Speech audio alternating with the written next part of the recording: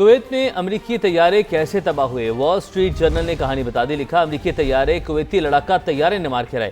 کویتی air force کے F-18 طیارے نے 3 میزائل فائر کیے، تینوں میزائل ہدف پر لگے اور امریکی طیارے تباہ ہو گئے۔ امریکی جریدے نے لکھا کویتی لڑاکا طیارہ ایرانی ڈرونز کے خلاف کارروائیوں میں مصروف تھا۔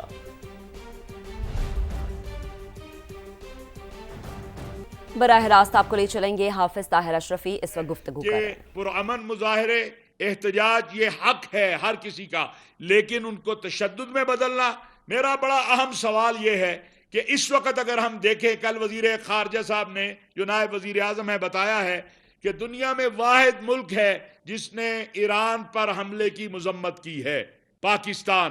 کیا پاکستان کے اندر تشدد کر کے، یہاں پر پرتشدد مظاہرے کر کے پاکستانیوں کو اس بات کی سزا دینی ہے کہ پاکستان نے ایران کے اوپر حملے کی مذمت کیوں کی ہے؟ خامنائی صاحب کی شہادت کے حوالے سے آپ دیکھیں کہ چاروں مکاتب فکر کے علماء، مشائخ ہی نہیں، ہماری غیر مسلم برادری بھی اس کے اوپر غمزدہ ہے اور اپنے ایران کے بھائیوں کے ساتھ جو ہے وہ یکجہتی کا اظہار کر رہی ہے۔ تو یہ جو تشدد کرنے والے عناصر ہیں یا مظاہروں کو پرتشدد بنانے والے ہیں یا حکومتی املاک اور عوامی املاک کو نقصان پہنچانے والے ہیں، یہ کسی صورت نہ پاکستان کے خیر خواہ ہیں اور نہ ہی یہ ایران کے خیر خواہ ہیں۔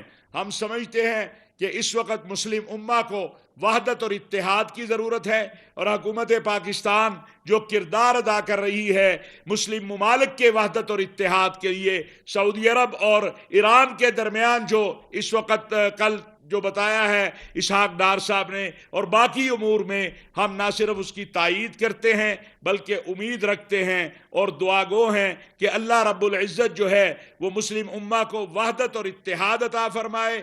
ہم تمام اکابرین، ابھی آپ کے سامنے میرے اکابرین بات کریں گے، ایک بار پھر میں ان کی طرف سے اپیل کروں گا کہ احتجاج، مظاہرہ پرامن حق ہے، لیکن اگر کوئی تشدد کا راستہ اختیار کرے گا تو ریاست کو حق ہے کہ پھر اس کے خلاف قانونی اور آئین کے مطابق جو ہے وہ کارروائی کرے۔ اور آخر میں دعوت دوں گا اپنے ان تمام ساتھیوں کی طرف سے ان لوگوں کو کہ جو ہمارے ساتھی، جو ہمارے پاکستانی بہن بھائی، جو ہمارے بچے گمراہ ہو گئے یا ان کے جذبات کو، ان کو غلط جو ہے راستے پہ ڈالنے کی کوشش کی کہ آئین پاکستان اور قانون پاکستان کے مطابق وہ واپس آئیں، ہم ان کے لیے بات کریں گے۔ جو بھی اس ملک کے آئین، قانون اور دستور کو تسلیم کرے گا، انشاءاللہ ریاست اس کے لیے راستہ ضرور دے گی۔ میں گزارش کروں گا حضرت مولانا مفتی عبدالرحیم صاحب سے، جو کہ پاکستان نہیں پورے عالم اسلام کی ایک عظیم ترین شخصیت ہیں، اور بالخصوص پاکستان کے حوالے سے اور دہشت گردی کے حوالے سے، فتنہ خوارج کے حوالے سے ایک بہت ہمارے لیے ایک رہبر کا کردار ادا کر رہے ہیں، کہ وہ چند باتیں آپ سے وہ ارشاد فرمائیں۔ بسم اللہ الرحمن الرحیم۔ قومی پیغام امن کمیٹی کا یہ جو دورہ تھا بلوچستان کا، اس کو اس لیے ہم نے سوچا تھا کہ یہاں آ کر ہم اپنے افواج کو، اپنی پولیس کو، FG کو ہم ان کا شکریہ ادا کریں گے، اور ہم حالات کا بھی ہم جائزہ لیں گے۔ تو 3 دنوں میں جس طریقے سے ہمیں یہاں کی انتظامیہ نے پریزنٹیشن دی، جو اعداد و شمار ہمیں دیے، ہم اس میں حیران ہو گئے، اور ہمیں اندازہ ہوا کہ ہمارے ملک میں بہت بڑے بڑے کام ہو رہے ہیں۔ اور آج ہم اس پریس کانفرنس کے ذریعے سے ہم یہ بتانا چاہتے ہیں، میں خاص طور پہ باقی تمام صوبوں کو بتانا چاہتا ہوں کہ جس طریقے سے وزیر اعظم پاکستان اور فیلڈ مارشل صاحب ان کی نگرانی میں جس طریقے سے یہاں کوارڈینیشن کے ساتھ یہاں کام ہو رہا ہے، کہ یہاں گورنر صاحب ہوں، وزیر اعلیٰ ہوں، IG ہو، FC ہو، پولیس ہو، یہ سب مل کر جس طریقے سے کام کر رہے ہیں، یہ ایک قابل تقلید نمونہ ہے۔ تمام صوبے اس کی تقلید کریں۔ ہماری یہاں ملاقات CM صاحب سے ہوئی، اور انہوں نے ماشاءاللہ ہمارے لیے افطار کا انتظام کیا، اور اس کی خاص بات یہ تھی کہ تمام اپنے کابینہ کے وزراء کو انہوں نے شامل کیا، اور حزب اختلاف کے لوگوں کو بلا کر ایک زبردست گلدستہ سجایا انہوں نے۔ تو میں سمجھتا ہوں کہ باقی صوبوں میں بھی اس کا اہتمام کرنا چاہیے۔ سیکرٹری داخلہ صاحب حفظہ شفقات صاحب نے جو ہمیں پریزنٹیشن دی، اس سے ہمیں اندازہ ہوا کہ کتنے بڑے پیمانے پر یہاں بلوچستان کے لیے، یہاں کے عوام کے لیے صحت اور روزگار اور اتنے سارے کام ہو رہے ہیں ماشاءاللہ۔ پھر ہماری شہداء کی فیملیز کے ساتھ بھی ملاقات ہوئی تو ہمیں بہت احساس ہوا اور یہ معلوم ہوا کہ صرف پولیس کے 1115 آفیسر شہید ہوئے ہیں۔ یہ بہت بڑا فگر ہے۔ تو ہم نے ان شہداء کی فیملیز کو ان کی حوصلہ افزائی بھی کی، ان کا شکریہ بھی ادا کیا۔ ان کو ہم نے پیشکش کی ہے کہ جامعۃ الرشید، الغزالی یونیورسٹی اور جتنے ہمارے کالج ہے، منہاج القرآن ہے، جتنے ہمارے ادارے ہیں، ہم فوج اور پولیس اور ایف سی کے شہداء کے بچوں کے لیے مفت ان کی تعلیم کا انتظام کریں گے۔ تو وہ جہاں بھی، چاہے وہ کراچی میں ہو، بلوچستان میں، جہاں بھی انشاءاللہ ہم اس کا خیال رکھیں گے۔ پھر گورنر صاحب سے ہماری ملاقات ہوئی تو ان کی گفتگو بھی وہی تھی جو سی ایم کی گفتگو تھی، اور وہی گفتگو تھی جو ہم نے اسلام آباد میں سنی۔ تو اس سے ہمیں اندازہ ہوا کہ ہماری فوج، ہماری ادارے سب اکٹھے ہیں، مل کر کام کر رہے ہیں۔ تو میں اس وزٹ کے نتیجے میں پیشگوئی کر سکتا ہوں کہ انشاءاللہ پاکستان کے اور خاص طور پہ بلوچستان کے حالات بہت جلد ٹھیک ہوں گے انشاءاللہ تعالی۔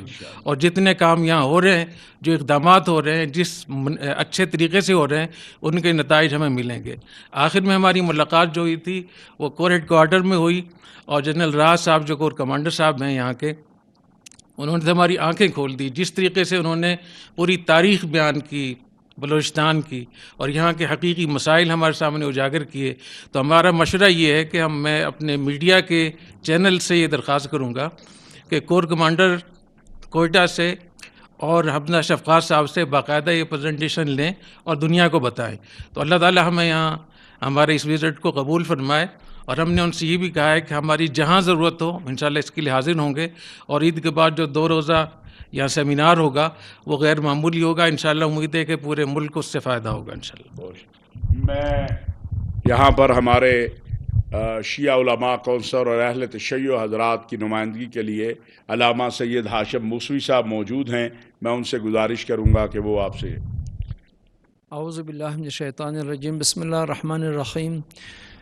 کوئی ملک اس وقت ترقی کر سکتا ہے جب اس میں امن و امان ہو۔ اگر امن و امان کو دھچکا لگے تو اس کے مضر اثرات زندگی کے تمام شعبوں میں محسوس کیے جا سکتے ہیں۔ اللہ ہمارے اس ملک میں امن و امان قائم کرے، ہمارے ملک کے سیاستدانوں کو، ہمارے ملک کے مسئولین کو، ہمارے ملک کے سیکورٹی فورسز کے اداروں کو، سب کو امن لانے کے سلسلے میں جو ان کی کوشش ہو رہی ہے، ایک حد تک جو کوشش ہو رہی ہے وہ خوش آئند ہے، اور مزید ان سے توقع ہے کہ وہ انشاءاللہ اس سلسلے میں کردار ادا فرمائیں گے۔ اور ایک ابھی شخصیت سے ہماری ملاقات ہوئی، انہوں نے زور دیا کہ ہم مکالمے کے اوپر توجہ دے رہے۔ یہ ایک بہترین حل ہے امن کے لانے میں، کہ جو مخالف طبقہ ہے وہ اپنا دلیل پیش کرے، ہاتھ و برہان کو ان کو تم صادقین، اگر تم سچے ہو تو اپنا برہان پیش کرو۔ دلیل کے سامنے میں سمجھتا ہوں کہ ہم سب کو جھکنا چاہیے، یہ قرآنی حکم بھی ہے اور اس میں رائے نجات بھی ہے۔ والسلام علیکم ورحمۃ اللہ۔